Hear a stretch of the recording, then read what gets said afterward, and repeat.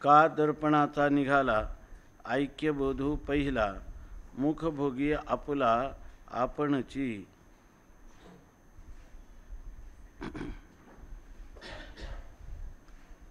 रुक्मिणी प्राणसंजीवन भक्तवत्सल करुणावरुणालय श्री पंढरीनायक पांडुरंग परमात्म्याच्या असीम अनुकंपेने आपण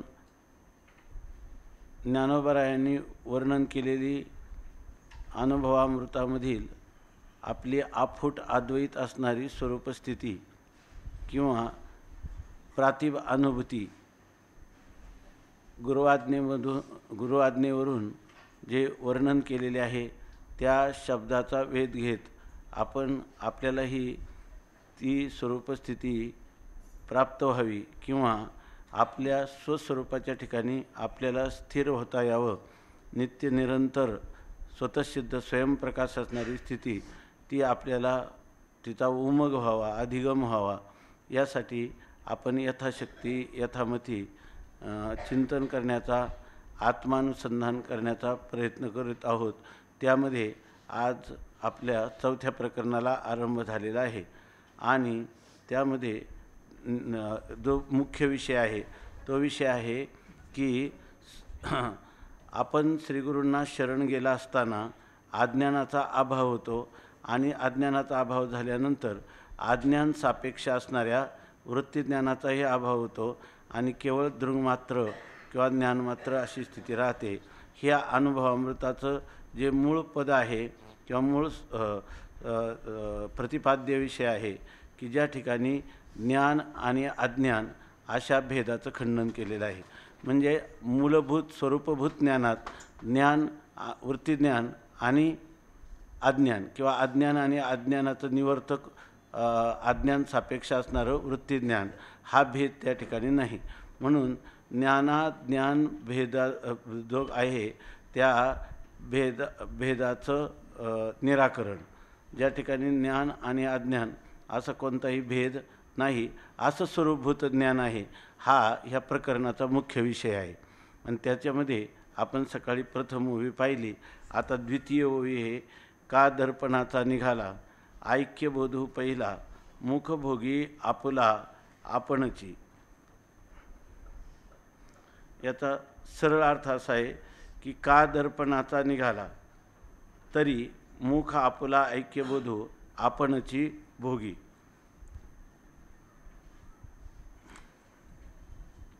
यामध्ये अशी संकल्पना आहे की दर्पण म्हणजे तुकाराम महाराज म्हणतात, तुका म्हणे मुख नाही दर्पणाचं संतोषाचे मात्र दुसरी ते.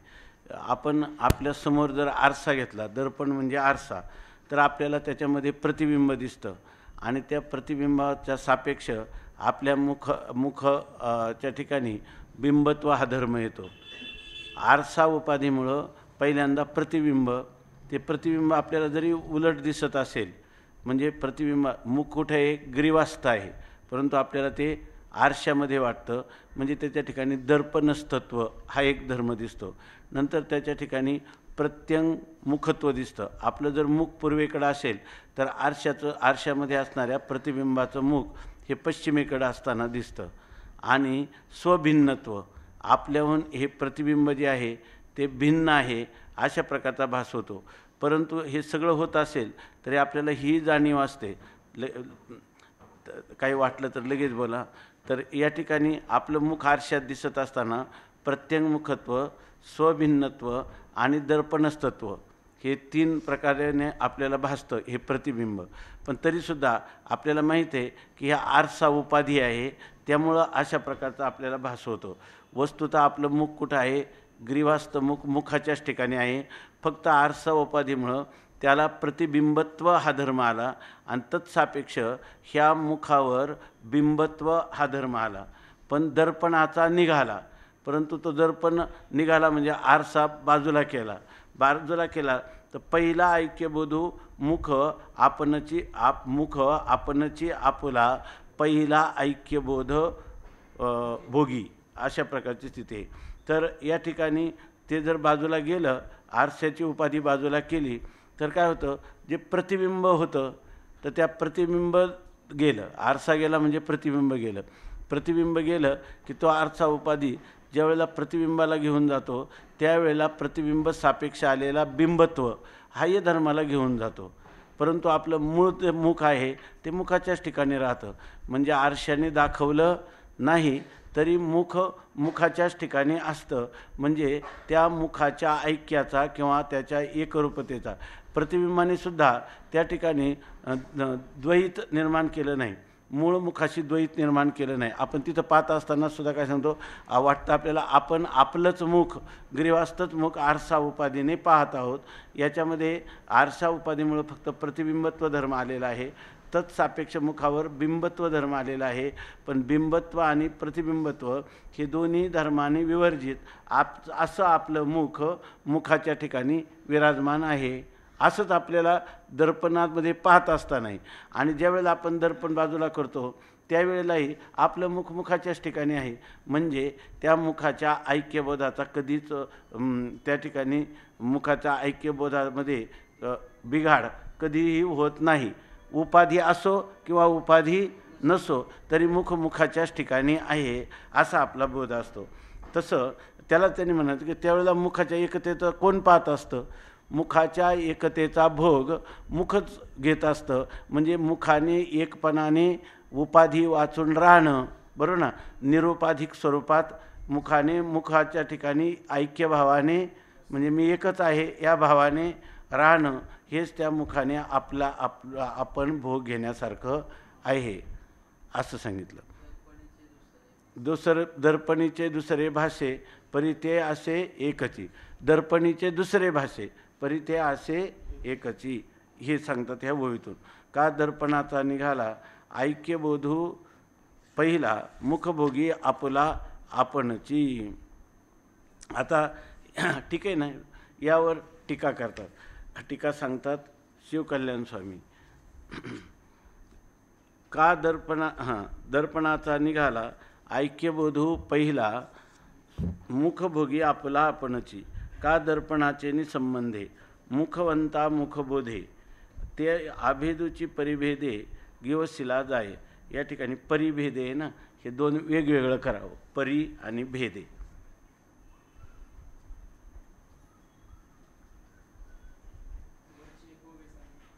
अज्ञान न करिता असे बाध, तोची हा ज्ञानभेद पुढे ऐशेची विशद बोलतो असे. अज्ञान न करिता, अज्ञान बाध न करिता असे, बरोबर. अज्ञान न करिता असे बाध, तोची हा ज्ञानभेद पुढे ऐशेची विशद बोलतो असे. मागे सांग, निखळ लाधे जागेपण मग जागे व्हावे न लगे जाणं, निद्रेचे पडण सहजची चुकले. अज्ञान न करिता बाध असे, तोचे हा ज्ञानभेद.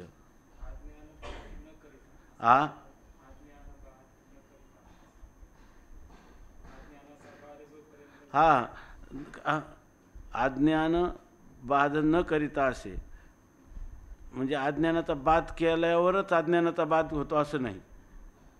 तर मग अज्ञान बाध न करिता असे, अज्ञान बाध न करिता बाध असे.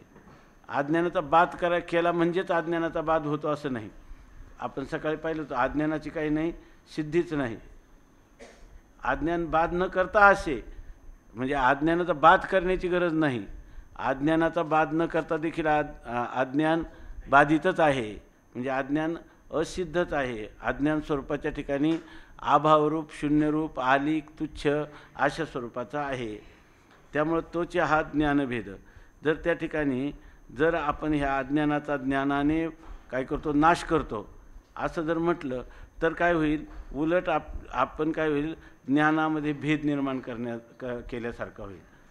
म्हणजे काय, एक अज्ञानाचं निवर्तक असं ज्ञान आहे, बरं ना, आणि पुन्हा अज्ञानाची निवृत्ती करून ते राहणारं अशा प्रकारचं एक ज्ञान आहे. एक अज्ञानाचं निवर्तक ज्ञान आहे आणि अज्ञान निवृत्त झाल्यानंतर जे अहम ब्रह्मास्मी रूपाने पुन्हा राहत आहे अशा प्रकारे ह्या ज्ञानामध्ये भेद निर्माण होईल, बरं ना. उलट तुम्ही बाध न करताच त्याचा बाध आहे. आणि तुम्ही जर म्हटले की नाही, याचं थोडं वेगळं करावं. हां, वेगळं करावं लागेल.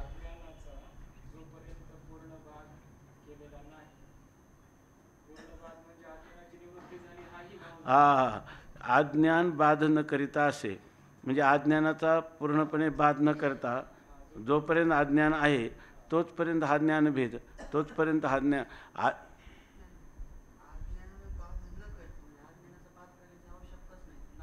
हा नाही असा अर्थ केला तर पण पुढचं लागत नाही ना. मग तोची हा ज्ञानभेद असं जर तुम्ही म्हणायला लागलं, अज्ञानाचा बाध करण्याची आवश्यकताच नाही, अज्ञान मुळात नाहीच आहे, ते शून्यरूप आहे, असं जर तुम्ही म्हटले तर बरोबर ना. तर तोची हा ज्ञानभेद लागेल तरी बरोबर आहे. आणि मग अज्ञानाचा बाध न करता अज्ञानाचा बाध आहे बरोबर ना. अज्ञान बाधितच आहे असं जर तुम्ही म्हणले ना, तोच ज्ञानामध्ये भेद झाला.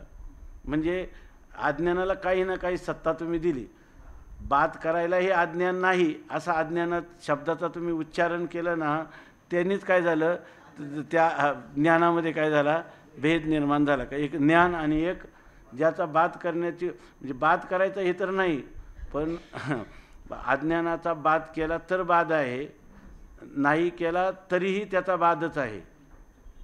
असं जर तुम्ही म्हणलं ना अज्ञान अज्ञान, तर ह्याच काय झाला, ज्ञानामध्ये भेद झाला. म्हणजे ज्ञानाच्या ठिकाणी अज्ञानाने सापेक्षत्व निर्माण करून त्या ज्ञानामध्ये भेद केला. म्हणजे काही जरी झालं तर त्याच्या ठिकाणी काय झाला, विजाती, एक ज्ञान आणि ज्ञानाच्या सापेक्ष विजाती असं असणारं अज्ञान, असा भेद त्याच्या ठिकाणी झाला, असा अर्थ करावा लागेल. लक्षात आलं ना. असं विजातीय भेद झाला. आणि पुढं आयशेची विषय बोलत असे, आणि असाच विषय पुढं चालू पण आहे. पुढं चाललेला विषय पण अशाच प्रकारचा आहे. आता ह्या ओळीमध्ये तुम्हाला दर्पणामध्ये प्रतिबिंब भासलं म्हणून तुमच्या ठिकाणी मुख आहे असं नाही, आणि दर्पण गेला म्हणजे तुमचं मुख गेलं असंही नाही. उलट त्या ठिकाणी दर्पणाच्या उपाधीनं मुखाचा जर स्वीकार केला तर बरोबर आहे ना, तर मग काय होईल, मुखाच्या दर्पणातलं एक मुख आणि तुमचं मूळ ग्रीवास्त मुख असा उलट भेद केल्यासारखा आहे. म्हणून त्या दर्पण उपाधीनं प्रतिबिंबत्व भाव आणला, तत्सापेक्ष बिंब भाव आणला, म्हणजे बिंब प्रतिबिंब भाव आणला म्हणजे मुख आहे. आणि आरसा उपाधी गेल्यावर बिंब प्रतिबिंब भाव नसला म्हणजे मुख नाही असं नाही. आणि जर तुम्ही त्या उपाधीला बरोबर ना, त्या उपाधीला धरून जर त्याची मुखाची सिद्धी करायला गेले तर मुखाच्या ठिकाणी भेद निर्माण झाला. कोणता, बिंबत्व आणि प्रतिबिंबत्व अशा प्रकारचा भेद निर्माण झाला. पण तसं नाही. म्हणून आता तुम्ही ना काय एक न दर्पणीचे दुसरे दिसे ना, दर्पणीचे दुसरे भासे, परिते असे एकची. दर्पणीचे दुसरे भासे, परिते असे एकची, असं सांगितलं. तुका म्हणे मुख नाही दर्पणात, संतोषाची मात दुसरी ते. ठीक आहे ना. आता सांगा, हा झाला ना एवढच्या ओळीचा अर्थ. हां, का आरसा समोर ठेवीजे, आरसा समोर ठेवीजे आणि आपण आपे तेथं देखीजे, तरी तेधवाची झाली मानीजे काय आधी नाही. तर तेव्हा आरसा समोर ठेवला ते मुख त्या ठिकाणी आलेला आहे, आणि आरसा नसेल तर एरवी ते नाही. का परता केली आरिसा, का परता केली आरिसा, लोप झाला तया आभासा. परता केली आरसा तो लोप झाला तया आभासा. तरी आपण पे नाही ऐसा निश्चय करावा. तरी आपण पे नाही ऐसा निश्चय करावा, म्हणजे करू नये. आता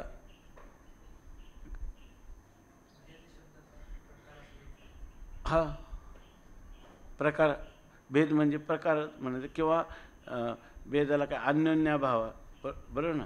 अन्योन्याभाव म्हणजे मुख जे आहे ते मुखाच्याच ठिकाणी आहे, आणि दर्पणामध्ये आहे ते वेगळं आहे, बरोबर ना.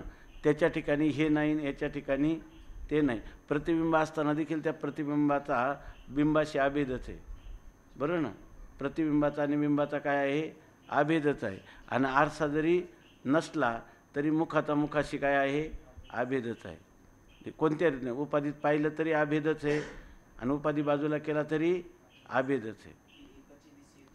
हां, हा एकची दिशे दुसरे, ते दर्पणाचे आधारे एरवी काय वस्तू विचारे दुजे आहे. दर्पणाचे ने आधारे एकची दिसे दुसरे. दुसरे परिवस्तू काय वस्तू विचारे दुजे आहे. वस्तुस्थितीचा विचार केला तर ती वस्तू खरंच द्वैत भावाला प्राप्त होते काय. आरशामुळं मुख दोन झाले काय. मुखाच्याच ठिकाणी आहे. बरोबर 15व्या घेतले 4थ्यात. हां हां. का दर्पणाचा निघाला ऐक्यबोधू पहिला मुखभोगी आपला आपणची. का वाचू ना टीका आता. का दर्पणाचे नि संबंधे मुखवंता मुखबोधे तै अभेदूची परिभेदे गिवशिला जाये. ज्या वेळेला मनुष्याला दर्पणाचा म्हणजे आरशाचा संबंध येतो त्यावेळेला त्या मुखवान पुरुषाला मुखाचं ज्ञान होतं. मुखाचं ज्ञान होतं त्यावेळेला मुखाचं ज्ञान होताना मुखाच्या ठिकाणी भेदाचं ज्ञान होतं का मुखाच्या ठिकाणी मुखरूपाने आहे असं मुख प्रतिबिंब पाहत असताना देखील मुखाच्याच ठिकाणी आहे असं ज्ञान होईल. तर अभेदूची परिभेदे गिवशिला जाईल. तो अभेदच आहे परंतु उपाधीमुळं त्याच्या ठिकाणी भेद झाला असं आपल्याला वाटतं, असं आपल्याला सापडतं. भेद झाला आहे असं गिवशिला जाय म्हणजे असा भास होतो. फक्त भास होतो. त्या ठिकाणी मुखामध्ये द्वितीयत्व निर्माण झाले असं कधीही वाटत नाही. फक्त आरसा उपाधीमुळे अभेद असून देखील भेदाचा हे प्रतिबिंब आणि बिंब असा भेदाचा आभास होतो. मुख ऐक्यता न तुटवणं उमटे दृश्य द्रष्टृत्व भान तेवी ज्ञानी ज्ञानत्व घेऊन ज्ञाना ज्ञानभेदे. हे जवळजवळ 5व्या वेळेपर्यंत या सगळ्या वेळांचा विचार करा, सगळ्यांनी करा म्हणजे अर्थ स्पष्ट व्हायला आणखी मदत होईल. आता बघा मुख ऐक्यता न तुटवणं म्हणजे मुखाची एकत्व जे आहे ते कधी न तुटवणं. मुखाच्या एकत्वाचा बाध न तुटवणं म्हणजे बाध न होता. उमटे दृश्य द्रष्टृत्व भान या ठिकाणी एक दृश्य आहे आणि एक द्रष्टा आहे असं भान आपल्याला त्या ठिकाणी होतं. म्हणजे आपल्याला मुखाच्याच ठिकाणी आहे. मुखाच्या ऐक्यात बिघाड झाला नाही तरी आपण बिंब आणि प्रतिबिंब हे दोन्ही दृश्य आहेत. बरोबर ना. प्रतिबिंब आणि प्रतिबिंबाच्या सापेक्ष आलेलं बिंबत्व हे दोन्ही धर्म दृश्य असून मी त्याचा मूळमुख हे त्या मूळमुखाच्या ठिकाणी द्रष्टृत्व पण आलेलं आहे. बरोबर ना. मूळमुखाच्या ठिकाणी द्रष्टृत्व भान झालेलं आहे परंतु ते बिंबत्व आणि प्रतिबिंबत्व हे जे झालेलं भान ते सत्य नसून त्या ठिकाणी द्रष्टृस्थानी असणारं एकरूप मुख ते सत्य आहे असं आपल्याला उपाधीतून जेव्हा आपण प्रतिबिंबाच्या रूपाने मुखाला पाहतो तेव्हा ही आपली जाणीव अशाच स्वरूपाची असते.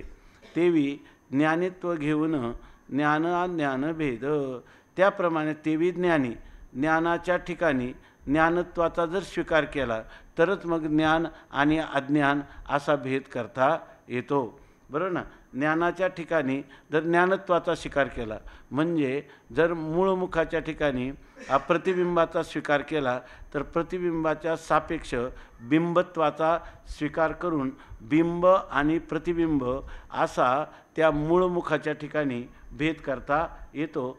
तर एवढंच नाही तर त्या ठिकाणी उपाधी संबंधाने त्याच्या ठिकाणी द्रष्टा आणि दृश्य अशा प्रकारचं निरूपण आपल्याला करता येतं. तो दर्पणाची जै विसर्जिला मग मुखभासमुखीची निमाला जेने दर्पणोद्योतीला दर्पणत्वे.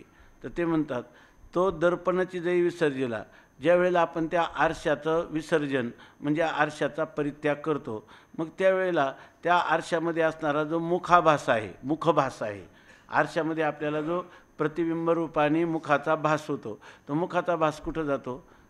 मुखाचा भास हा मुखामध्येच निमाला म्हणजे मुखाचा भास हा मुखामध्येच लीन होतो किंवा मुख स्वरूपालाच प्राप्त होतो.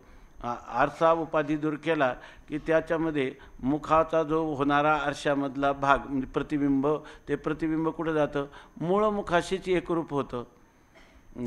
जेणे दर्पण द्योतीला दर्पणत्वे, ज्यांनी त्या ठिकाणी दर्पण आहे त्याच्या ठिकाणी दर्पणत्वाची कल्पना केली. दर्पणाच्या ठिकाणी दर्पणत्व आहे आणि ते दर्पणत्व काय करतं? केवळ दर्पण आहे ते जर आपल्या मुखासमोर तो दर्पण आला तर त्या दर्पणत्व ह्या धर्मामुळं तो त्या मूळ मुखाच्या ठिकाणी बिंबत्व आणि बिंबत्व ह्या दोन्ही धर्मांचा भास निर्माण करतो आणि त्याचं मूळ मुख जे आहे ते मूळ मुख मात्र त्या ठिकाणी एकरूपतेने जसंच्या तसंच राहतं. तेवी ज्ञानी नसे ज्ञानभाव, तै अज्ञानाचा अभाव, मग सिद्धची स्वभाव आभेदे वर्ते. तेवी ज्ञानी ज्ञानभाव नसे. तर तुम्ही जसं पाठीमागं सांगितलं की ज्ञानामध्ये ज्ञानत्व घेतल्याशिवाय ज्ञान आणि अज्ञान असा भेद निर्माण होत नाही, तसंच ज्ञानी नसे ज्ञानभाव, ज्ञानाच्या ठिकाणी जर ज्ञानाचा भाव नसला म्हणजे ज्ञानत्व नसलं तर, कारण ज्ञानरूपताच आहे, केवळ ज्ञानरूपता आहे, परंतु त्या ठिकाणी ज्ञान हे या ठिकाणी ज्ञानाच्या ठिकाणी ज्ञानत्व आहे असं जर तुम्ही म्हटलं तर अज्ञानाचा अभाव. जर ज्ञानाच्या ठिकाणी ज्ञानत्व असलं का अज्ञान येणार, आणि ज्ञानाच्या ठिकाणी ज्ञानत्वाचा अभाव. ज्ञानस्वरूपता आहे परंतु याच्या ठिकाणी ज्ञान आहे म्हणजे वृत्तीज्ञान, त्या वृत्तीज्ञानाचा त्याच्या ठिकाणी काय आहे? अभाव. आणि स्वरूपभूत ज्ञानरूपाने त्याचा आहे परंतु वृत्तीज्ञान रूपाने त्याचा काय आहे? अभाव आहे. वृत्तीज्ञान रूपाने आलं येणं म्हणजेच ज्ञानाच्या ठिकाणी ज्ञानत्व येणं. नसोनी तेवी ज्ञानी नसे ज्ञानाभाव, ते अज्ञानाचा अभाव. ज्ञानाच्या ठिकाणी स्वरूपभूत ज्ञानच जर ते राहील तर त्याच्या ठिकाणी ज्ञानत्व येणार नाही, तर त्याच्या ठिकाणी अज्ञानाचा सुद्धा काय होईल? अभाव. मग सिद्धची स्वभाव अभेदे वर्ते. आणि मग त्याचा स्वभाव, त्याचा स्वभाव म्हणजे त्याची स्वतःची सत्ता, ती सिद्ध सत्ता म्हणजे त्याची सत्ता जी आहे ती सिद्ध सत्ता अभेदे वर्ते, अभेदाने राहील म्हणजे अभेद रूपाने राहील. म्हणजे त्या ज्ञानाच्या ठिकाणी ज्ञानत्व नसेल तर त्या ठिकाणी अज्ञान राहणार नाही. मग ते स्वाभाविक असणारं सिद्ध स्वतःसिद्ध ज्ञानच आपल्या स्वरूपाशी अभेदाने वर्ते विद्यमान राहील म्हणजे ज्ञानच ज्ञानरूपाने राहील. दुसरं कोणी अज्ञान सापेक्ष ज्ञानत्व त्याच्या ठिकाणी राहणार नाही किंवा ज्ञानत्व नसल्यामुळं त्याच्या ठिकाणी अज्ञान राहणार नाही. ज्ञानच ज्ञानाच्या स्वरूपाच्या ठिकाणी राहील, स्वरूपभूत ज्ञानरूपानेच ते अवशिष्ट राहील. नसोनी ज्ञानाज्ञान, निखळ जे चिन्मात्र घन, तेच ते भेदेविन स्वभावे असे. म्हणजे ज्ञान अज्ञान नसोनी, तिथं ज्ञानही नाही आणि अज्ञानही नाही किंवा अज्ञान सापेक्ष ज्ञान नाही. निखळ जे चिन्मात्र घन, आणि जे काय घनीभूत चिन्मात्र किंवा ज्ञानस्वरूप आहे आणि तेच ते भेदेविन स्वभावाचे. आणि तेच ते म्हणजे केवळ चिन्मात्र घनीभूत असणारं ज्ञान तेच भेदेविन, त्याच्या ठिकाणी कोणताही स्वगत सजातीय विजातीय आदी भेद नसताना किंवा ज्ञान अज्ञान असा भेद नसताना ते स्वभावाने त्याचा स्वभाव काय आहे? चिन्मात्र रूपाने ते त्या ठिकाणी असे म्हणजे आहे. एवं अज्ञानाशी आत्यंतिक बाध, मग सहजची ज्ञान अभेद, चिन्मात्रची निर्द्वंद्व विलासता असे. एवं अशा प्रकारे अज्ञानाशी आत्यंतिक बाध, अज्ञानाचा काय आहे? अत्यंत अबाध आहे म्हणजे अज्ञानाचा अत्यंत अभाव आहे. असं जर झालं मग सहजची ज्ञान अभेद, अज्ञानाचा जर अत्यंत अबाध असेल अभाव असेल तर मग ज्ञान जे आहे ते सहजच अभेद स्वरूप आहे. ज्ञानामध्ये कधी भेद झालाच नाही. ज्ञानामध्ये भेद कधी येईल? ज्ञानाच्या ठिकाणी ज्ञानत्व आलं तर मग मात्र त्याच्यामध्ये भेद येईल. ज्ञानाच्या ठिकाणी ज्ञानत्व आलं तर त्याच्या ठिकाणी कोणता भेद येईल? स्वगतही भेद येईल आणि ते सजातीय भेद येईल आणि विजातीय भेद येईल. आता सहजची ज्ञान अभेद, मग जर एवं अज्ञानाशी आत्यंतिक बाध, मग सहजची ज्ञान अभेद, चिन्मात्रची निर्द्वंद्व विलासत असे. मग ते सहज असणारं ज्ञान म्हणजे काय आहे? चिन्मात्र असणारं निर्द्वंद्व, बरोबर ना?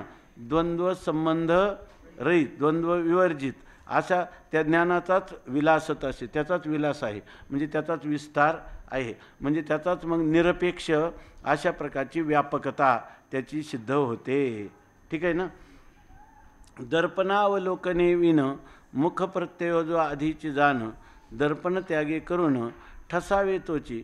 दर्पणावलोकने विन आपण अगोदर दर्पण आपल्यासमोर घेण्या वाचून जो आधीची मुख प्रत्यय जाण जो आपल्याला मुखाचा अगोदर प्रत्यय होता आरसा घेण्याच्या पूर्वी आपल्या मुखाच्या ऐक्यभावाची जी आपल्याला ग्रीवास्त मुखाच्याच ठिकाणी एकरूपाने नांदत आहे अशी जी आपली प्रतीती होती ती अगोदरच होती आरसा न घेताही. आणि दर्पण त्यागे करून बरोबर ना, म्हणजे दर्पण असण्याच्या अगोदरही आपलं तीच प्रतीती होती. दर्पण ज्या वेळेला आपण घेतला तेव्हाही मुखाचा ऐक्यबोध आहे. आणि समजा उपाधी घेतली आणि आता उपाधीचा त्याग केला, अगोदर उपाधी नव्हती घेतली तेव्हा आपण आपल्या स्वरूप निर्द्वंद्व ज्ञान मात्र स्वरूपात आहे. उपाधी घेतली तेव्हाही तिच्यामध्ये उपाधीमुळे जरी द्वंद्व भाव आल्यासारखा वाटला तरी तो आपला ऐक्यबोध जो आहे त्या ऐक्यबोधाचा निराश न करता तो द्वंद्व भाव फक्त भासत असतो. आणि समजा उपाधी दूर केली तरीसुद्धा त्या ठिकाणी द्वंद्व दूर केलं तरी आपला ऐक्यबोधाचा काही ऱ्हास होत नाही. ऐक्यबोध जसा आहे तसाच राहतो. हा, हे असो दर्पण नेलिया तो मुखबोधोही गेलिया. हे असो तो दर्पण नेलिया मुखबोधोही गेलिया. देखले पण एकले या आस्वादिजे ते देखले पण एकलया आस्वादिजे जेवी. असं जसं ज्ञानेश्वरीमध्ये सांगितलं त्याप्रमाणे ही स्थिती तीच सांगायची नाही. इथं दर्पणा अवलोकने विन मुख प्रत्यय तो आधीची जाणं आणि दर्पणे त्यागे करून ठसावे तोची.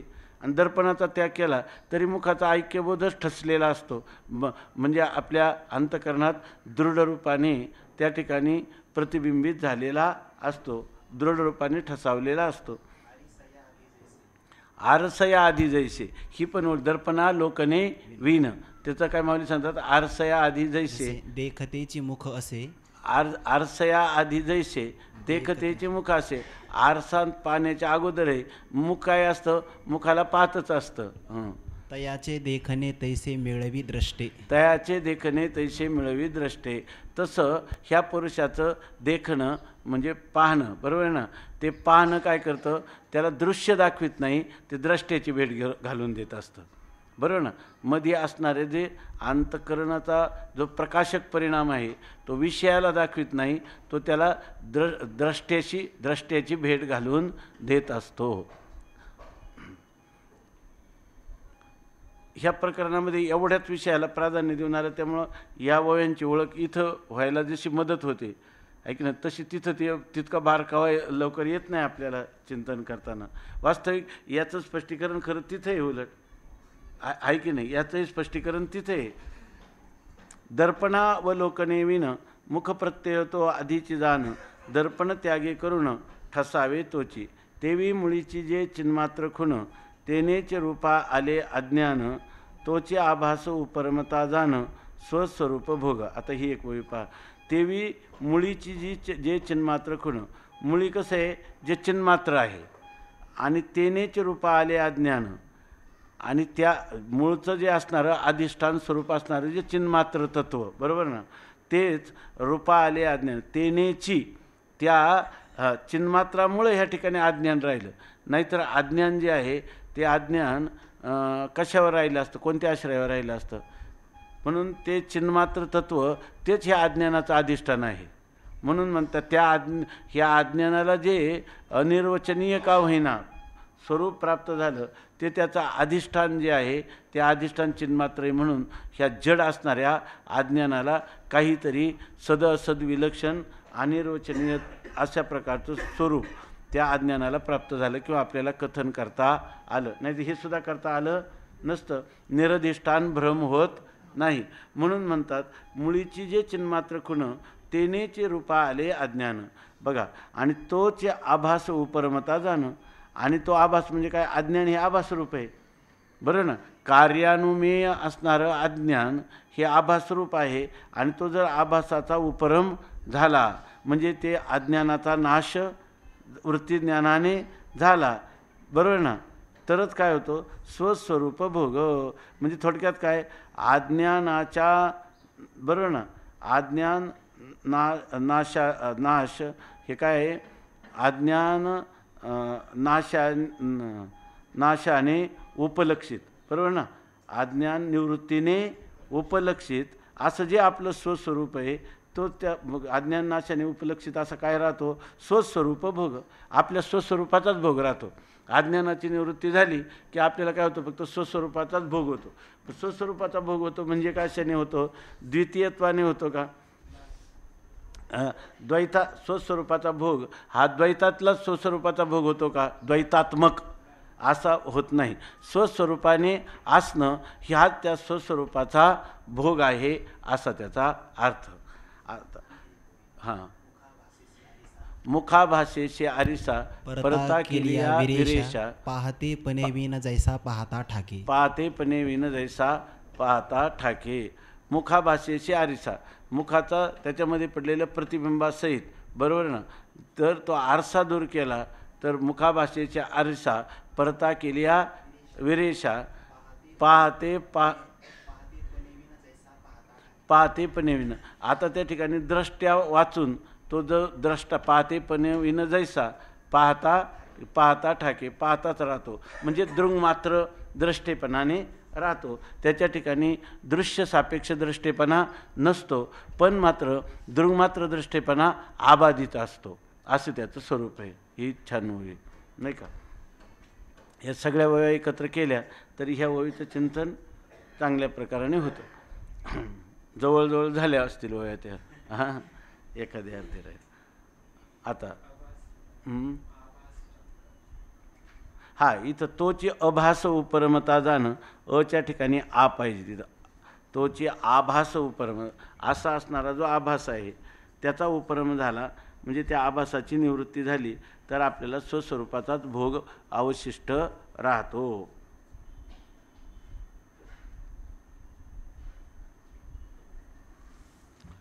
आता तिसऱ्या क्रमांकाची ओवी, ठीक आहे ना? ह्या दोन ओव्यांचा अर्थ साधारणपणे झाला. आता तिसरी ओवी, ह्या तिसऱ्या ओवीचं तर तुम्ही म्हटले तर हे गुरुवारी साखरे महाराजांनी काहीही केलं त्याचं एक झलक म्हणून सांगतो तर तुम्ही म्हणत असले तर, नाही तर मग याच्यातून तर अर्थ स्पष्ट होतो. त्याच्यातून काय तात्पर्य आहे ते तुमच्या लक्षात येईल की त्या ग्रंथाचा झोक कसा आहे. तर त्यांच्यासमोर पूर्णपणे ही टीका आहे, याची सिद्धी होते. याच्यासाठी तुम्ही म्हणत असले तर सांगतो किंवा घरी वाचा, त्याचं काही विशेष असं नाही. पण अगोदर मी ते जर वाचलं आणि मग आपण हे जर वाचलं तर एकदम अर्थ स्पष्ट होऊन जाईल. अर्थ स्पष्ट होऊन जाईल म्हणजे हा जो अर्थ, हा अर्थ किती प्रामाणिक आहे. ज्या काही लोकांनी चिद्विलास आणि मायावाद यांचा हा जो किमान 60-70 वर्षापासून तरी जोग महाराजांच्या काळापासून हा वाद चालू आहे. 100 वर्ष झालं, 100 वर्ष चालले आणि दोघांनी त्याच्याविषयी फार आग्रह धारण केलेला आहे. परंतु दोघांचाही आग्रह सुटावा असं जर मनुष्याने निरपेक्ष वृत्तीनं चिंतन केलं तर दोघांचाही आग्रह सुटून जाऊन तत्वचिंतनाकडे त्यांची प्रवृत्ती होईल, अशी टीका ही आहे. बरोबर ना? आणि ही टीका आहे याच्यामुळे हे लोकसुद्धा जेव्हा अंतर्मुख वृत्तीनं विचार करतात तेव्हा ते सुद्धा काय झाले, याच्याविषयी सैल त्यांची मनोवृत्ती थोडी शिथिल झाली. ह्या शब्दांच्या अभिनिवेशाविषयी याचं प्रमाण म्हणून एवढा, याच्यामुळं अर्थाचंही चिंतन होईल आणि प्रमाण म्हणून ही गोष्ट सिद्ध होईल. वाचू का?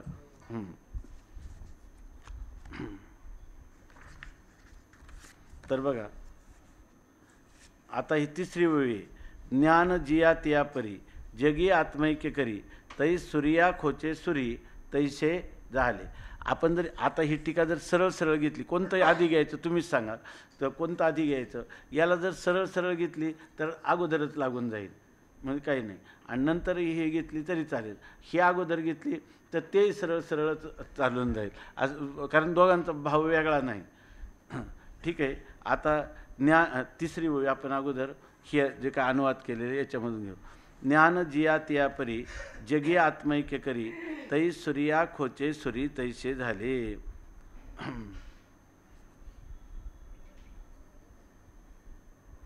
चांगलं बघा. आता हे जर ओवीचं आपण सरळ पाहिले तर एक तर याचा अर्थ करण्याला थोडंसं बुद्धीमध्ये थोडेसे गोंधळ होतो.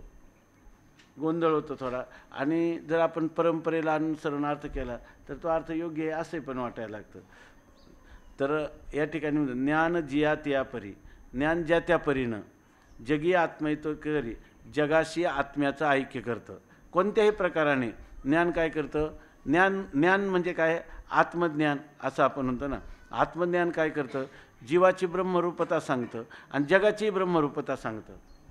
आणि जगाचं म्हणजे इथं जरी जगी आत्मैक्य करी म्हणण्याने जग आणि जीवाचं आत्म्याशी ऐक्य करतं, जीवाच्या लक्ष स्वरूपाचं ऐक्य प्रतिपादन करतं की नाही, आणि जगाच्याही उपहित चैतन्याचं ऐक्य करतं. हेच ज्ञान काम करतं. आणि त्यासाठी ज्ञान काय करतं? जिया तिया परी. हे जे वृत्ती ज्ञान आहे, बरोबर ना, हे कोणत्याही प्रकाराने जगाच्या जगत्वाचा, बरोबर ना, आणि जीवाच्या जीवत्वाचा बाध करून त्याच्या लक्ष्यार्थाशी ऐक्य करण्याचा जिया तिया परी, म्हणजे काय त्याला काय म्हणतो आपण, येणं केनं प्रकारेनं, हे असं प्रकारचं ज्ञान करत असतं. हे ज्ञान, हे वृत्ती ज्ञानाचं हेच कारण आहे ना. अहम ब्रह्मास्मी हे ज्ञान होतं आणि पश्चात सर्वम खल्विदम ब्रह्म. म्हणजे इथे काय करतं? ब्रह्माचं आत्म्याशी आणि जीवाचं आत्म्याशी किंवा ब्रह्मरूप आत्म्याशी तादात्म्य करतं. हे ज्ञानाचं कार्य आहे. ज्ञान जिया त्या परी जगी आत्मैक्य करी. संदीप महाराज लक्षात येतं ना, हे असं मान्य होतं नाही. बरं, तई सूर्या खोचे सूर्य तैसे झाले. आणि असं जर झालं, बरोबर ना, ज्ञानाने जगाशी आणि जीवाशी आत्मैक्य केलं, तर आता हे पहा. तर आता असा अनुवाद करू आपण की तई, तर मग काय झालं? सूर्या सूर्य खोचे तैसे झाले.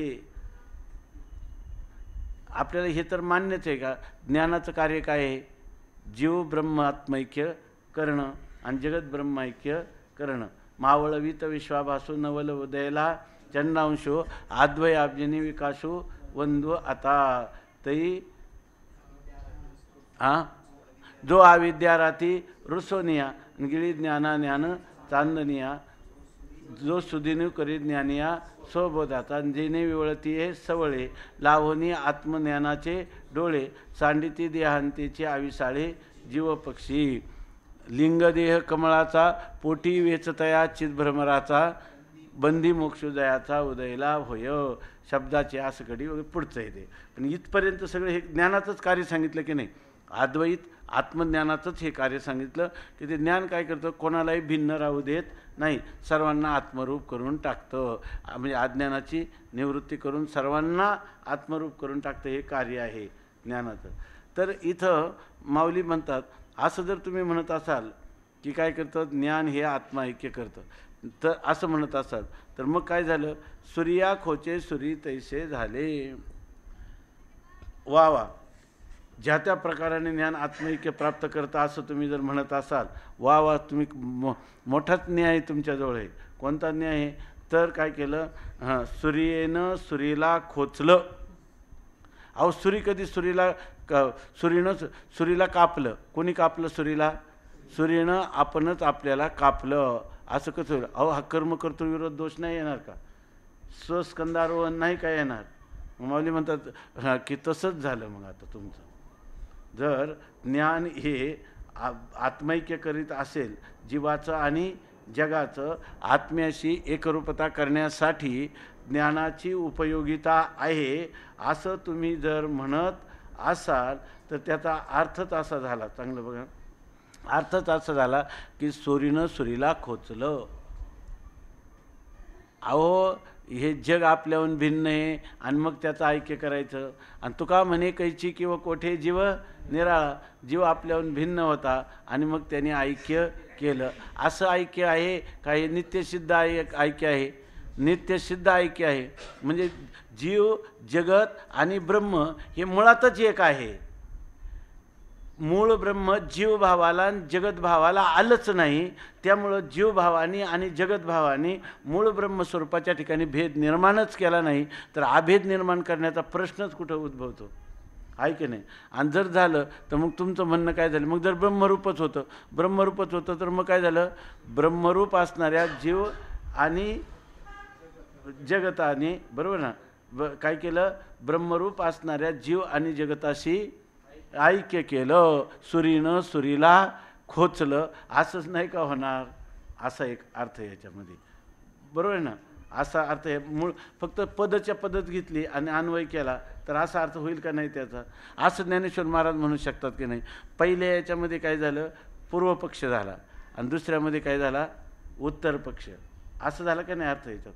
पहिल्यामध्ये काय झाला, पूर्व पक्ष आणि दुसऱ्यामध्ये काय झाला, उत्तर पक्ष झाला. आता इथं मात्र वेगळ्या प्रकाराने केलेलं चिंतन हे सहज आता आपण केलं तर असं चिंतन लागतं की नाही, याचं लागतं आहे की नाही. आता इथं महाराजांनी जरा दुसऱ्या रीतीनं लिहिलेलं आहे ते पण पहा. आणि ह्या आता मूळ आपण जेव्हा टीका पाहू त्याच्यातही दुसऱ्या रीतीनं आलेले, पण इथं आपल्या चिंतनापुरतं असं म्हणायला काही हरकत नाही, बरोबर ना. आता बघा, ज्ञान जिया तिया परी जगी आत्मैक्य करी तै सूर्या खोचे सुरी तैसे झाले. ज्ञान कोणत्याही प्रकाराने म्हणजे ज्ञान इतका आटापिटा करतं, बरोबर ना, इतका प्रयत्नाची शर्थ करतं आणि जगाचं आत्म्याशी ऐक्य करून देतं. हां, असं तुम्ही म्हणत असाल तर हे सुद्धा म्हणता येत नाही, कारण मग सूर्या खोचे सुरी तैसे झाले आणि इथं तुम्हाला तर मान्य होणार नाही. आता बघा, इथं सरळ अर्थ असा आहे का ज्ञान हे ज्या प्रकाराने जगाशी आत्म्याचे ऐक्य करते असे म्हटले तर सुरीने सुरीला खोचल्याप्रमाणे होईल, असा सरळ अर्थ झाला. आता याच्यावर जे भाष्य केले त्यांनी ते भाष्य वाचतो. अज्ञान व अज्ञान कार्य यांचा नाश केल्यानंतर स्वरूपभूत ज्ञानच अवशिष्ट राहते, अशी जी प्रथम ओवीमध्ये प्रतिज्ञा केली आहे त्या प्रतिज्ञेवर ह्या ओवीच्या पूर्वार्धाने अशी शंका आहे की ह्या ओवीच्या तुम्ही काय सांगितलं की या ठिकाणी अज्ञान आणि अज्ञान कार्याचा वृत्तीज्ञान हे नाश करून, बरोबर ना, ते स्वतःही निवृत्त होतं आणि स्वरूपभूत ज्ञानच अवशिष्ट राहतं. हे आता अज्ञानाचे निमारे ज्ञान अभेदे वावरे निद साधोनी जागरे नांदीजे जीवी या पहिल्या ओवीमध्ये तुम्ही कथन केलेलं आहे, ठीक आहे ना, बरोबर ना. ही पहिल्या ओवीतली प्रतिज्ञाच आहे. आता त्या प्रतिज्ञेवर ह्या ओवीच्या पूर्वार्धाने अशी शंका केली आहे की ही पहिली ओवी झाली, त्या ओवीवर आता ह्या दुसऱ्या ओवीच्या पूर्वार्धामध्ये अशी शंका निर्माण झाली की ज्ञाता ज्ञान ने इत्यादी जो भेद अनुभवास येतो तो अभेद ज्ञानामध्ये घडणे शक्य नाही, तस्मात भेदच सिद्ध आहे. आणि त्या शंकेचे समाधान ओवीचे उत्तरार्धाने असे सांगतात की आता हा संदर्भ पहा, तर ते काय म्हणतात, पूर्वार्धाने शंका केली तुम्ही की इथं पूर्वार्धाला शंका वाटते का कधी, ज्ञान जिया तिया परी जगी आत्मैक्य करी, हां शंका वाटते का, शंका वाटत नाही. त्याने असं लिहिलं आहे की या पूर्वार्धाने अशी शंका आहे की चिंतन करणाऱ्याला प्रत्येकाला स्वातंत्र्य आहे की नाही, त्या स्वातंत्र्याप्रमाणे काय जे न देखे रवी ते देखे कवी अशा प्रकाराने याचं ते चिंतन करू शकतात. थोडा याला वेळ लागेल पण पहा, तर याच्यामध्ये ते म्हणतात की त्या प्रतिज्ञेवर या ओवीच्या पूर्वार्धाने अशी शंका आहे की काही शंका आहे.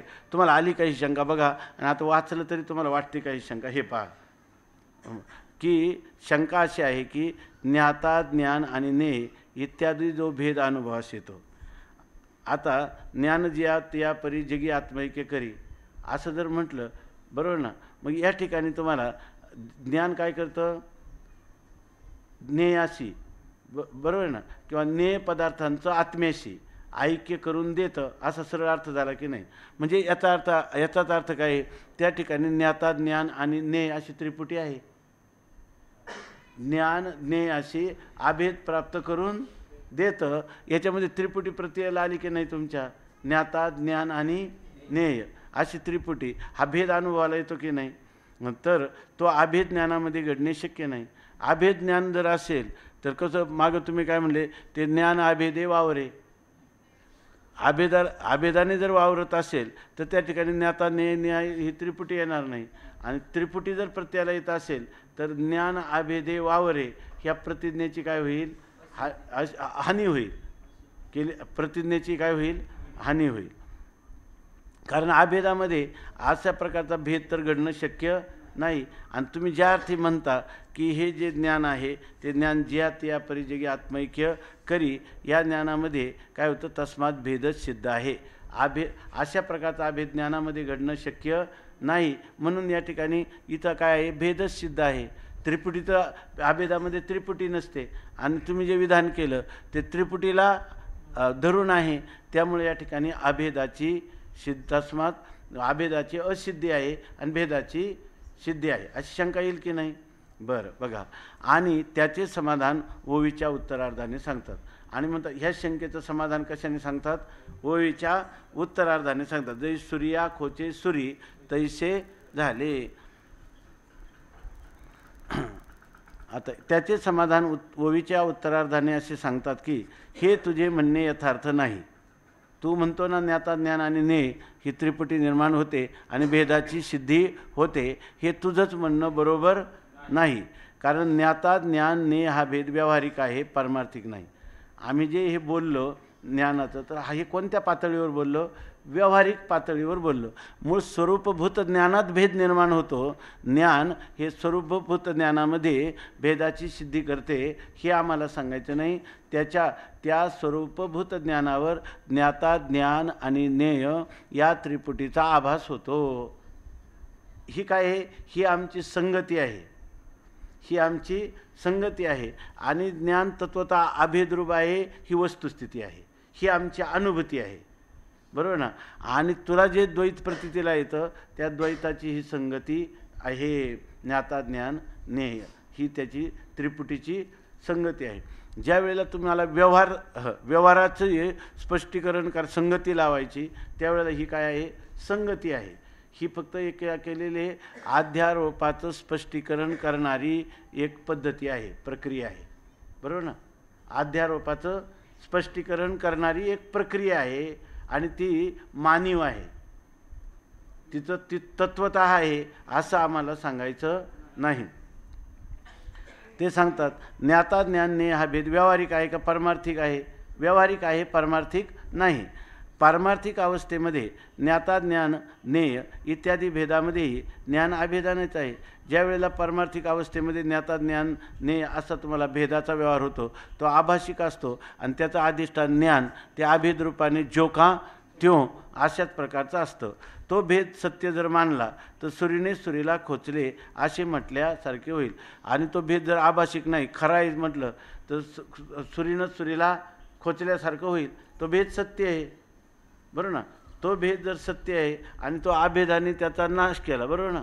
अभेद ज्ञानाने त्या भेदाचा म्हणजे कोणत्या नाही, तो भेद जर सत्य असेल तर त्या भेदानेच काय केलं, भेदाचा नाश केला. सत्य भेदाने सत्य भेदाचा नाश करून अभेद ज्ञानरूपता प्राप्त करून दिली, असाच अर्थ होईल ना. तुम्हाला सुरीचं उदाहरण कसं देता येईल, हे जर असं म्हटलं, बघा पारमार्थिक अवस्थेमध्ये ज्ञाता ज्ञानने इत्यादी भेदामध्येही ज्ञान अभेदानेच आहे, इथपर्यंत ठीक आहे. तो भेद सत्य जर मानला तर सुरीने सुरीला खोचले असे म्हटल्याप्रमाणे होईल. कसं, जर ज्ञाता ज्ञानने हा भेद पारमार्थिक असता तर ही शंका बरोबर होती.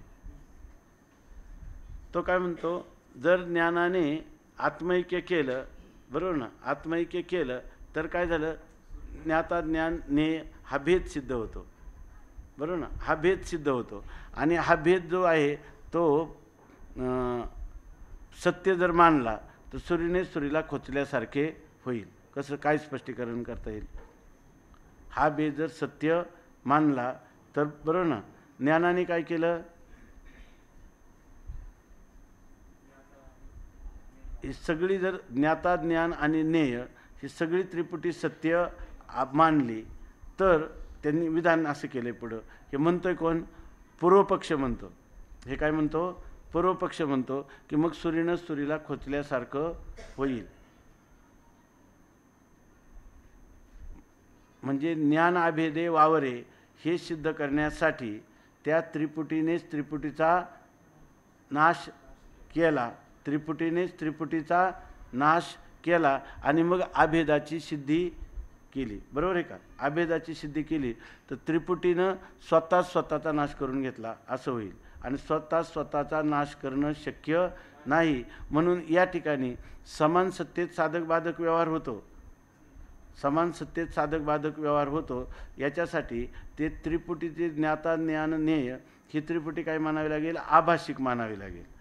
आणि त्या त्रिपुटीला निवृत्त करणारं जे ज्ञान आहे ते पारमार्थिक ज्ञान नसून ते ते सुद्धा काय आहे? अहम ब्रह्मास्मी असं आभाषिक ज्ञान आहे, तेच त्याचं निवृत्ती करील. याचाच अर्थ ज्ञाता ज्ञान आणि ज्ञेय ही तीन त्रिपुटी ही प्रातिभाषिक किंवा व्यावहारिक सत्तेतील मानावं लागेल. ही त्रिपुटी सत्य म्हणता येणार नाही. सत्य म्हणलं तर तीनच त्याला काय झालं? खोचलं असं होईल, आणि असं तर व्यवहार होणार नाही. मग त्याची संगती अशी केली तर चालेल का नाही? त्या ज्ञानाची आणि अज्ञाना त्रिपुटीची, बरोबर ना, वृत्ती ज्ञानाची आणि त्या दोघांची सत्ता एक आहे, आणि आत्मा अभेदानेच वावरत आहे, अशी संगती आम्हाला सांगता येईल, पण तुला सांगता येणार नाही, आहे की नाही? पण इथं त्यांनी काय म्हटलं? ही शंका पूर्वपक्षाची आहे, आणि आक्षेप कोणी घेतला आहे हे मी वाचत असताना तुम्हाला वाटतं की नाही हा आक्षेपसुद्धा कोणी घेतलेला आहे? पूर्वपक्षानेच घेतला आहे, असं आहे की नाही? पण हा आक्षेप पूर्वपक्षाने नाही घेतला, उत्तर पक्षाने त्याला दिलेलं उलाहन आहे, बरोबर की नाही? मग तो सुरीनच सुरीला खोचल्यासारखं होईल, नाही कधीच शक्य नाही. मग याची संगती काय? तर आमची संगती ठरलेली आहे, समान सत्तेत साधक बाधक व्यवहार होतो. बाधक व्यवहार या ठिकाणी व्हायचा त्याच्या ज्ञाता ज्ञान आणि ज्ञेय या त्रिपुटीच्या विरुद्ध, बरोबर ना? या त्रिपुटीच्या विरुद्ध असणारी अहम ब्रह्मास्मी ही जी ज्ञानाची त्रिपुटी आहे, बरोबर ना, ही जी ज्ञानाची त्रिपुटीचं हे ज्ञान त्रिपुटीतलंच आहे की नाही? आणि तुम्हाला होणारं जे व्यावहारिक ज्ञान आहे ते त्रिपुटीतलंच आहे की नाही? पण हे त्या ज्ञानाचं निवर्तक जरी त्रिपुटीतलं असलं तरी त्याच्यामध्ये सत्ता एक आहे, परंतु परस्पर विरोध आहे.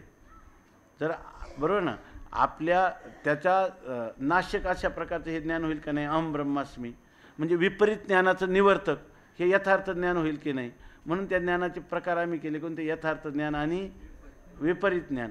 पण विपरीत ज्ञान विशेष आहे आणि यथार्थ ज्ञानसुद्धा विशेष आहे. त्या विशेष ज्ञानाने त्या विशेष अज्ञानाची निवृत्ती करून, बरोबर आहे ना, सामान्य ज्ञानाला असंच उर्वरित ठेवलं, ते अभेदानेच नांदतं आहे, बरोबर आहे की नाही? बरोबर ना, ते जरी आत्मैक्य करीत असेल तरी त्याचं अभेद स्वरूपता अबाधित आहे. ज्ञान जिया तिया परी, आणि हे ज्ञान जे तर मग जगामध्ये आत्मैक्य करेल का नाही? सामान्य ज्ञान का ज्ञान जिया तिया परी जगी आत्मैक्य करी. कोणत्याही पद्धतीनं ज्ञान हे पराकोटीची प्रयत्नाची पराकाष्ठा करून जगाचं आत्म्याशी ऐक्यच करतं की नाही? हे ज्ञान जगाची आत्म्याचं ऐक्य करतं, म्हणजे अज्ञान निवृत्तीने उपलक्षित अशा ब्रह्माला अवशिष्ट ठेवणं, ही प्रक्रिया आम्हाला ठेवता येईल की नाही? करता येईल की नाही? मग आता या ठिकाणी तै सूर्या खोची सूर्य तैसे झाले. आम्हाला या ठिकाणी असं जर तुम्ही म्हटले का हे सूर्यनंच सूर्यला खोचलं, असं होईल का नाही याच्यामध्ये? तर असं होणार नाही याच्यामध्ये. सूर्यनाथ सूर्याला कसं खोच, आम्ही सांगितलेलं स्वरूप किंवा आम्ही सांगितलेली ही जी संगती आहे, ही संगती जर तुम्ही लक्षात घेतली तर सूर्यनं सूर्याला कुठं खोचलं आहे?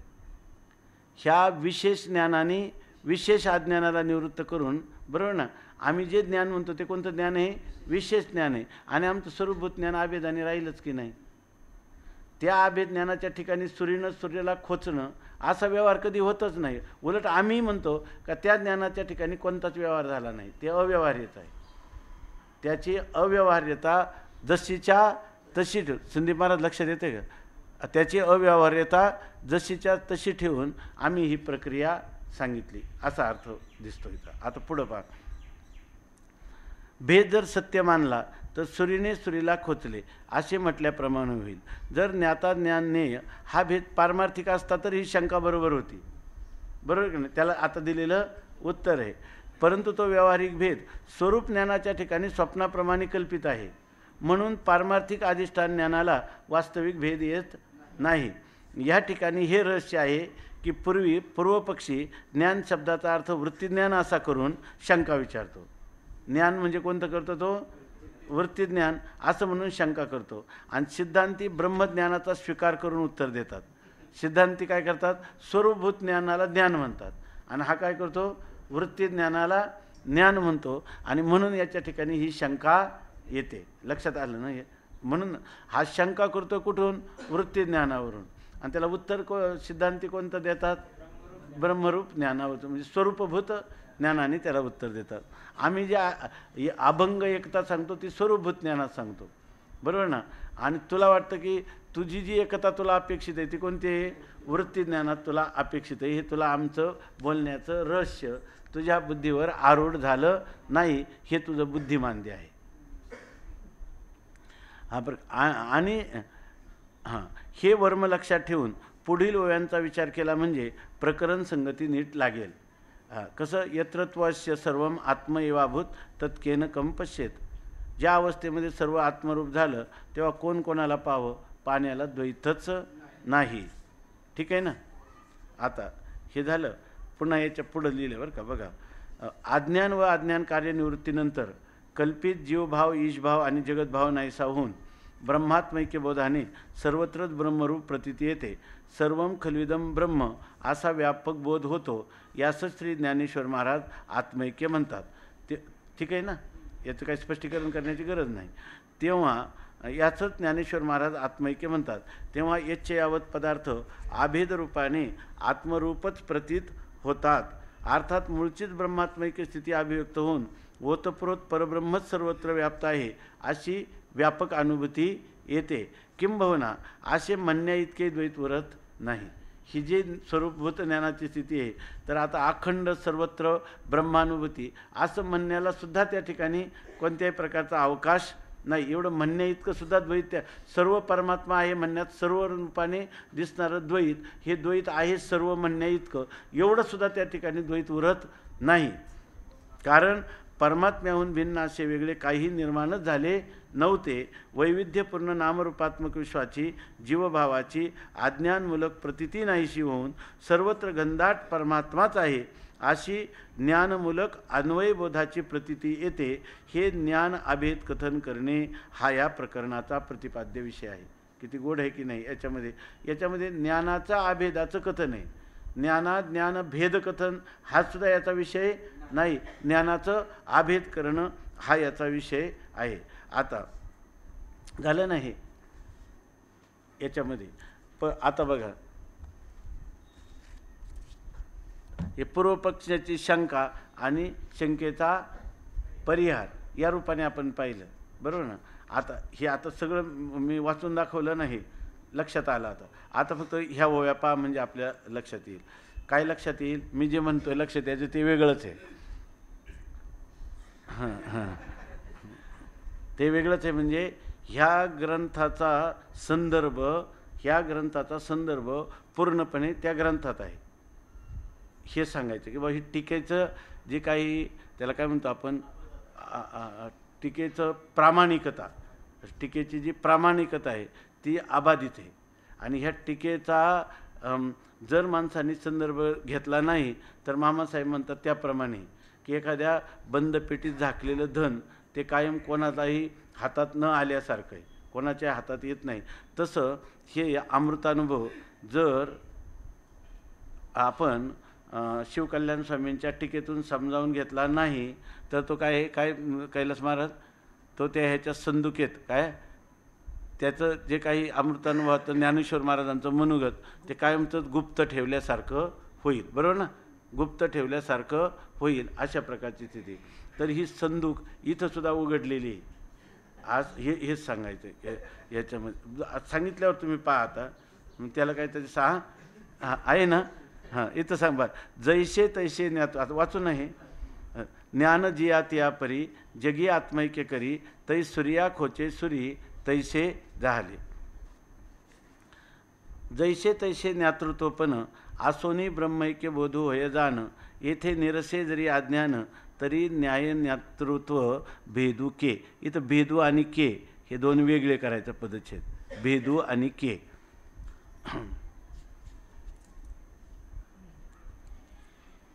जैसे तैसे ज्ञातृत्व पण कशाही प्रकाराने ज्ञातृत्व जे आहे ते नेतृत्वपण असोनी.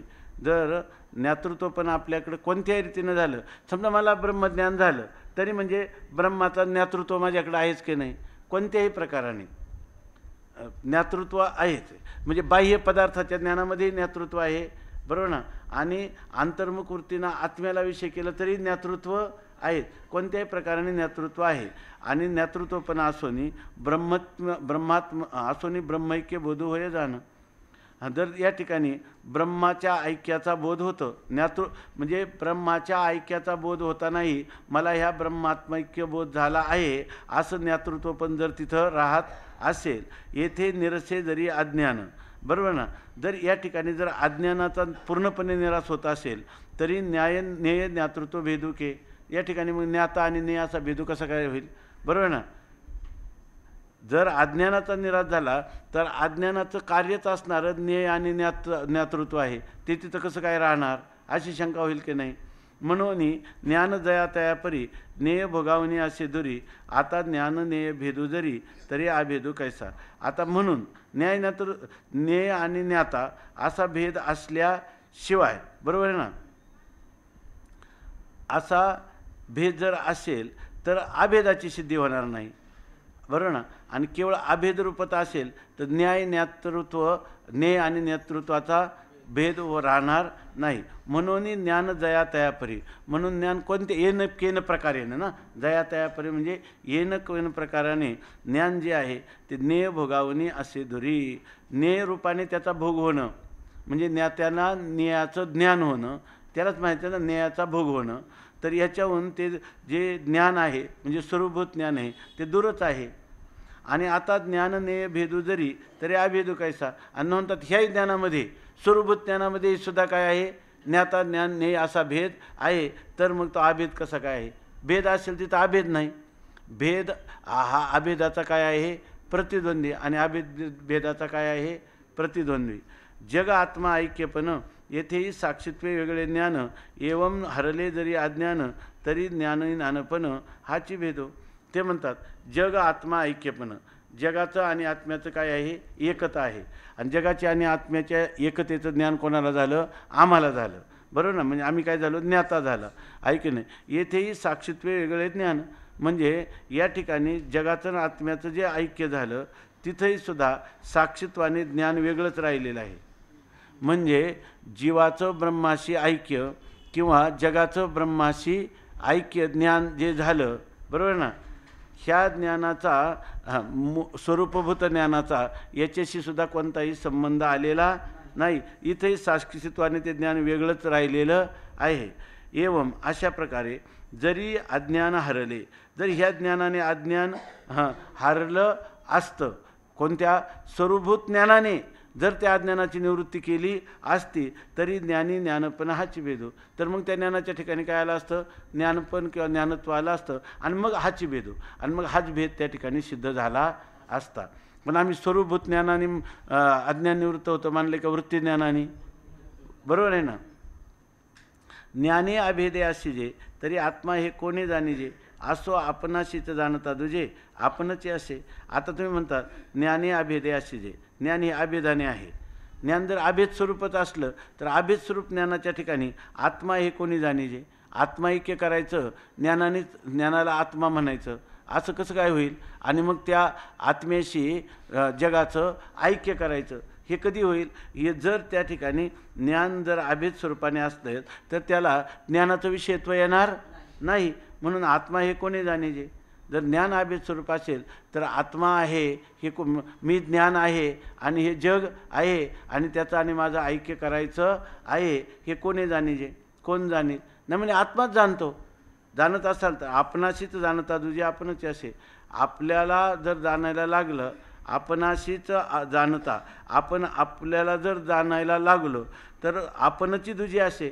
तर याच्या ठिकाणी आपल्याच ठिकाणी द्वैत किंवा आपल्याच ठिकाणी भेद, स्वगत भेद झाला, बरोबर ना. स्वगतच भेद होईल ना. जाणणारा कोण आहे, मीच आहे, आणि जाणण्याचा विषय कोण आहे, मीच आहे. म्हणजे याच्यामध्ये कर्मकर्तृ विरोध दोष झाला की नाही, झाला. ज्ञानी नसे ज्ञान ज्ञातेपण तर ज्ञान ऐसे म्हणे कोण, एवं ज्ञान नेव भेद जाण ज्ञानी असे. ते तो पूर्वपक्ष असं म्हणतो, ज्ञानी नसे ज्ञातेपण. ज्ञानाच्या ठिकाणी ज्ञातेपण तुम्ही मानलं नाही, बरोबर ना. तरी ज्ञान आहेसे म्हणे कोण, तर हे ज्ञान आहे असं तरी कोण म्हणेल. ज्ञानाच्या ठिकाणी ज्ञानच नाही तर हे ज्ञान आहे असं कोण म्हणेल. म्हणजे ज्ञानाच्या ठिकाणी ज्ञातृत्व हे असणार, बरोबर ना. ज्ञानाच्या ठिकाणी ज्ञातृत्व तुम्हाला मानलंच पाहिजे. एवं ज्ञान नेय भेद जाण ज्ञानी असे. तेव्हा त्या ज्ञानाच्या ठिकाणी कधी ज्ञान म्हटलं का त्याच्या ठिकाणी ज्ञातृत्व आणि ज्ञेय हा भेद त्याच्या ठिकाणी आहे. आत्माच जाणतो आणि आत्म्यालाच जाणतो असा भेद मानावाच लागेल. ज्ञान असे ज्ञेय विन तरी ज्ञान ते किम लक्षण तस्मात ज्ञेय ज्ञातेपण भेदोचे असे. तो काय म्हणतो, ज्ञान असे ज्ञेय विन. ज्ञान हे कशा, ज्ञेय वाचून जर ज्ञान राहिलं, ज्ञान आहे पण ज्ञेय ते ज्ञान ज्ञेय नाही. म्हणजे न्यायाच्या ठिकाणी ज्ञातृत्व आणि ज्ञेयत्व मानायलाच पाहिजे असं त्याचं काय पूर्वपक्षाचं म्हणणं आहे, बरोबर आहे ना. असं तो म्हणतो, ज्ञान असे ज्ञेयविन तर ज्ञान ते किम लक्षण.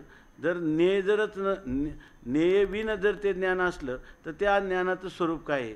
ते जर कधी ज्ञेयच होत नाही तर ते किम लक्षण, कोणत्या स्वरूपाचं ते ज्ञान आहे. तस्मात ज्ञेय ज्ञातेपण भेदूचे असे. त्यामुळं ज्ञानाच्या ठिकाणी ज्ञेय आणि ज्ञातृत्व हा भेद आहेच आहे. एवम ओवीचे पूर्वार्ध, बरोबर. हे मला काय सांगायचं याच्यासाठी, एवम ओवीचे पूर्वार्ध पूर्वपक्ष केला सिद्ध. हा या टिकेतच विषय आहे का नाही. तिथं काहीतरी संबंध आला का कोणाच्याही बुद्धीतून असं स्फुरण होणार नाही. खरं मी बोलतोय ह्याच्यात काही आहे की नाही. इथं हे टेप नाही करायला पाहिजे पण हे असं आहे की नाही. ते मुरलीधर महाराज आले होते दूत, तर ते आत्ता आले होते तेव्हा. तर त्यांनी सांगितलं की आता त्यांनी नाही का ब्रह्मानुभूती तो ग्रंथ लिहिला, ब्रह्मानुभूती म्हणून असा एक ग्रंथ लिहिला, त्याचं आता प्रकाशन केलं. तर ते म्हटले की हा ग्रंथ हे जे लिहिलं ना, मी आयुष्यभर जे चिंतन केलं ना ते लिहिलं. म्हणून महाराज तुम्ही पूर्वी तर अमृतानुभव लिहिलाच होता ना, जो आता तुमच्याजवळ आहे ना, तो अमृतानुभव पूर्वी लिहिला आणि किती छान आहे तो एकदम. आणि मग तुम्ही आता पुन्हा हे ब्रह्मानुभूतीचं वेगळं काही चिंतन लिहिलं का.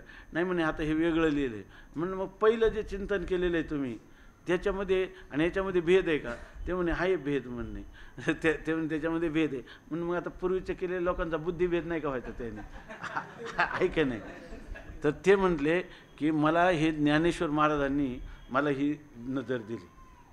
त्यांनी सांगितलं की हे ज्ञानेश्वर महाराजांचा मला साक्षात्कार झाला. ज्ञानेश्वर महाराजांनीच मला हे स्फुरण दिलं की पूर्वीचं जे केलं आहे त्याच्यापेक्षा हे काय आहे, वेगळं आहे. आणि त्यामुळं मी तसंच हे की नाही. याच्यामध्ये हे सगळं जर खंडन केलं, आता पुन्हा तुम्हाला सांगतो. एवम ओवीचे पूर्वार्ध पूर्वपक्ष केला सिद्ध. आणि जे अज्ञानाशी झाला बाध तरी ज्ञानत्व ज्ञानाचे भेदू असे.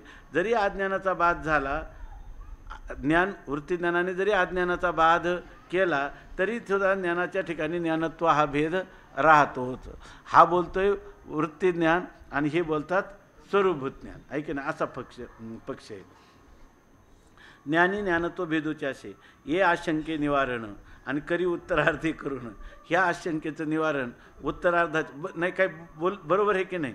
या आशंकेचे निवारण आत्तापर्यंत त्यांच्या किती आवृत्त्या झाल्या असतील, याच्यामधल्या काही प्रत्येकामध्ये काही परिष्कार केलेले आहे.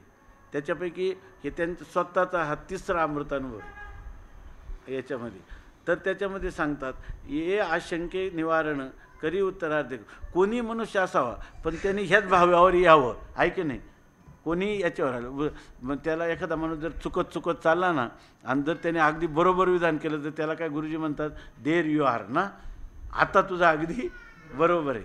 तसं इथं आहे, देर यू आर, आहे की नाही. असं आता तुम्ही बरोबर ठिकाणावर आले असं त्याचा अर्थ. हां, ये आशंके निवारण करी उत्तरार्धे करून. या आशंकेचं आता उत्तरार्धाने निवारण करतात सांगतात बरं का. कसं, जे सुरीशी सुरीने जाण खोची जे केवी. अहो सुरीनंच सुरीला कधी खोचलं असं होईल काय, होणार नाही. म्हणजे हे ऐसे आत्मा चिन्मात्र असे आपे आप भाग कैसे पडती तेथं. अहो हे आम्ही स्वरूभूत ज्ञान आहे, तो आत्मा चिन्मात्र आहे, तिथं आपोआप ज्ञाता आणि ज्ञेय असे विभाग पडतीलच कसे. हे उत्तरार्धाने त्याला काय केलेलं आहे, उत्तर दिलेलं आहे. आधी विरज्ञातेपण तरी आधी विरे ज्ञातेपण तरीच होय आत्मज्ञान. आता आत्मा जरी ज्ञानघन तरी ज्ञानशून्य पै. आधी विरे आणि ज्ञातेपण हे दोन शब्द वेगळे घ्यायचे. त्याच्यात आहेत का काही फोनमध्ये त्या? विरे आला आहे ना त्या फोनमध्ये आहे का? आधी विरे ज्ञातेपण तरीच होय आत्मज्ञान. आता आत्मा जरी ज्ञानघन तरी ज्ञानशून्य पै. अहो आम्ही जे वृत्तीज्ञान आहे ना, बरं, हे स्वरूपभूत ज्ञान नाही. कोणतं ज्ञान आहे? ज्याच्यामध्ये ज्ञाता ज्ञान आणि ज्ञेय अशी त्रिपुटी आहे, ते वृत्तीज्ञान आहे. आणि ते वृत्तीज्ञान अज्ञानाला घालवतं आणि पुन्हा त्याच्या ठिकाणी त्याचं जे ज्ञातृत्व आहे ते ज्ञातृत्व आहे काय ते मग ज्ञातृत्व ही पडे तरी गिळोनी ज्ञेयाते ज्ञाता ज्ञानही मागवते तरी गिळोनी ज्ञेयाते ज्ञाता ज्ञानही मागवते हरपे निवृत्ते ते शांती. हरपे निवृत्ते ते शांतीचे रूप. तैसे ज्ञेया देता मिठी ज्ञेयत्व ही पडे ज्ञातृत्व. तैसे ज्ञेया देता मिठी ज्ञातृत्व ही पडे पोटी. ओरे तिची किरीटी शांतीचे रूप. आता आधी विरे ज्ञातेपण. आधी हे ज्ञातेपण त्याचं विरून जातं आणि तरीच होय आत्मज्ञान. तरच आत्मज्ञान होतं. ते कोणते त्याची बुडाली असं.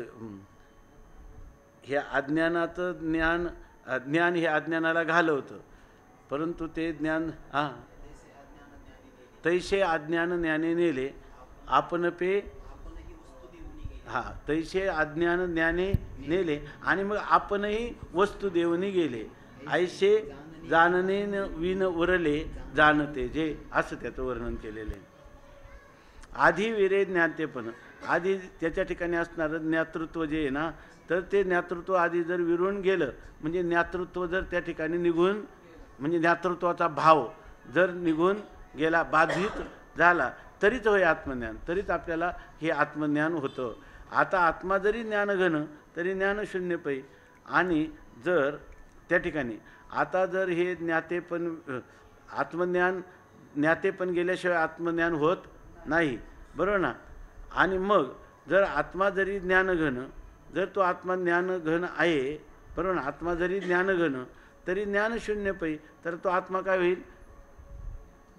जरी ज्ञानघन आहे, बरोबर ना, आत्मा जरी ज्ञान, चांगलं बघा, आत्मा ज्ञानघन आहे, पण आम्ही काय म्हणतो, तो आत्मा ज्ञानशून्य पै. निश्चयाने तो ज्ञानशून्य ठरेल. कधी? जर ह्या अज्ञानाने अज्ञानाला घालून स्वतः निवृत्त न होता ते ज्ञान जर त्या ठिकाणी राहिलं आणि त्याच्या ठिकाणी त्या ज्ञानाच्या ठिकाणी ज्ञातृज्ञेय भाव राहिला, तर ते ज्ञान नाही राहिलं, ते काय झालं? शून्य. ज्ञानशून्य, जड झालं ते ज्ञान. कारण ज्याच्या ठिकाणी द्वैत आहे, ज्ञातृज्ञेय भाव आहे, त्या ठिकाणी त्याच्या ठिकाणी घनीभूत ज्ञानता कधीच सिद्ध होणार नाही. चैतन्य म्हणूनच त्याचा स्वीकार करता नाही. ती वस्तू काय आहे? ज्याच्या ठिकाणी स्वगत भेद आहे, सजातीय भेद आहे, विजातीय भेद आहे, तिथे पदार्थ सगळे दृश्य आहेत, ते सगळे पदार्थ विनाशी आहेत, जड आहेत, आहे की नाही, दृश्य आहेत, मिथ्या आहेत, म्हणजे ते ज्ञानशून्य आहेत, असं सिद्ध होईल की नाही. जे जातं ते कोणतं ज्ञान आहे? वृत्ती ज्ञान आहे. आणि राहतं ते कोणतं आहे? आणि जे खोटं आहे ते वृत्ती ज्ञान आहे आणि खरं आहे ते स्वरूपभूत ज्ञान आहे. मग ते जातं काय येतं का? त्याच्यात जाणंही नाही आणि काय कठे गये नाही, कठे आहे नाही, असं आहे. ठीक आहे ना. आत्मत्वीवरे ज्ञाते हे बोलणे परी रीते सुरीने जेवी सुरीते खोचिता न फवे. आत्मत्वीवरे ज्ञाते, आत्मत्वाच्या ठिकाणी ज्ञातृत्व राहतं, हे बोलणंच काय आहे? रीत आहे. आणि आत्मच्या ठिकाणी, बरोबर ना, आत्मत्वाच्या ठिकाणी आत्मत्वी उरे ज्ञाते, आत्मत्वाच्या ठिकाणीही ज्ञातृत्व राहतं. असं जर तुम्ही म्हटलं तर हे बोलकाचं पोकळ आहे. आणि त्याचा अर्थ काय होईल? सुरीनं सुरीला खोचलं, खोचिता न फवे, हे कधी होणार? सुरीनं सुरीला खोचलं असं तुमच्या म्हणण्याप्रमाणे कधीही होणं शक्य नाही.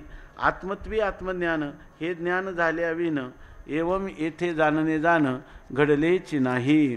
म्हणून म्हणतात आत्मत्वी आत्मज्ञान. आत्मस्वरूपाच्या ठिकाणी काय आहे? आत्मज्ञानच आहे, म्हणजे ज्ञानरूप आत्माच आहे. आत्म्याच्या ठिकाणी आत्माच आहे, आत्मज्ञान आहे म्हणजे ज्ञानरूप आत्माच आहे, आत्माच ज्ञानरूप आहे. ज्ञान आणि आत्मा यांच्यामध्ये अभेद आहे. असं हे ज्ञान झाल्याविनं असं ज्ञान जोपर्यंत होत नाही तोपर्यंत एवम येथे जाणणे जाणं घडलेची नाही. तोपर्यंत त्यांना ज्ञान झाले असं घडलं असं म्हणण्याची सोय नाही. मनोनी सुरिते सुरी न खोची उक्ती असे मुळीची तेवी ज्ञानाशी ज्ञानाची जाणीव न घडे. म्हणून सुरीनं सुरीला खोचलं असं कधीच होणार नाही. त्याप्रमाणे ज्ञानाला ज्ञानाचं ज्ञान कधीच घडणार नाही. ज्ञानाला ज्ञानाचं ज्ञान हे कधीच घडणार नाही. मग काय होईल त्या ज्ञानाला?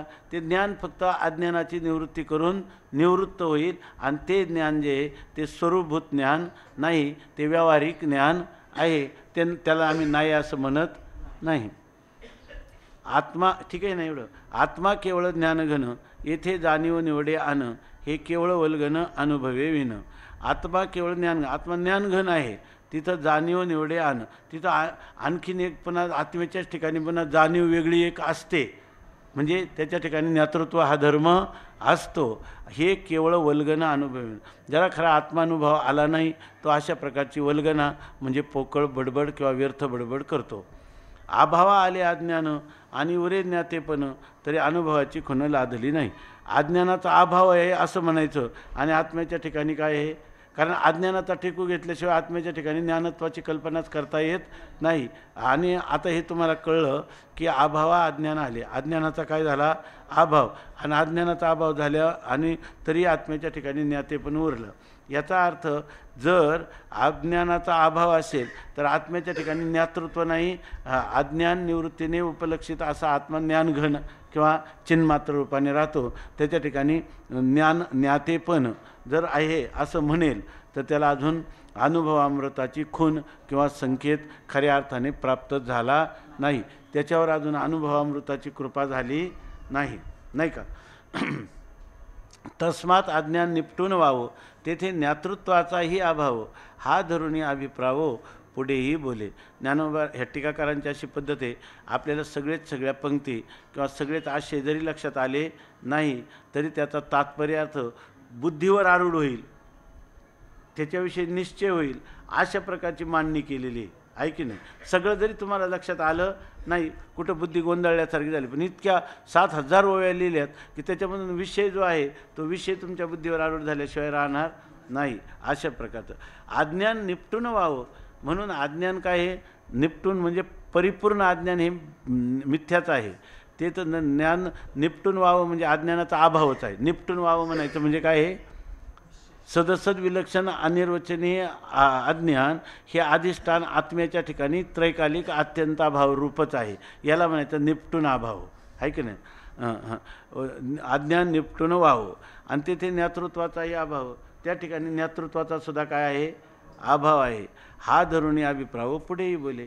हाच अभिमान धरून आम्ही पुढेही बोलणार आहे. म्हणजे अहो हे वृत्तीज्ञान अशा प्रकारचं आहे की ते अज्ञानाला घातलं का ते ज्ञातृत्व वगैरे त्याचं राहतच नाही.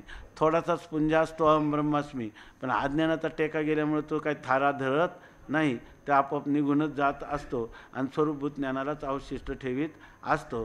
ही प्रक्रिया कशी घडते हे आता या ठिकाणी 3 दृष्टांत देऊन आपल्याला सांगणार आणि 6व्या ओळीमध्ये त्याचा सिद्धांत रूपाने कथन करणार, दाष्टांतिक रूपाने कथन करणार. ते उद्या पाहू.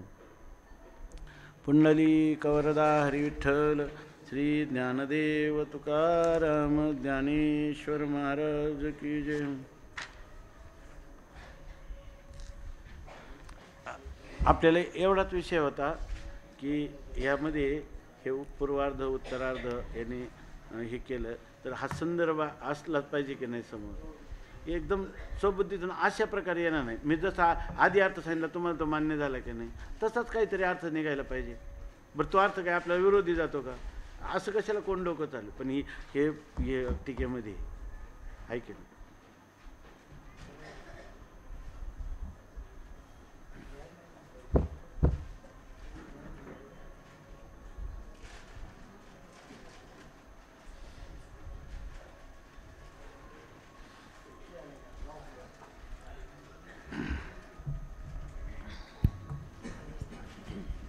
की बाबा याचा अर्थाचं हे झालं का, स्पष्टीकरण झालं का, लक्षात आलं ना याचं.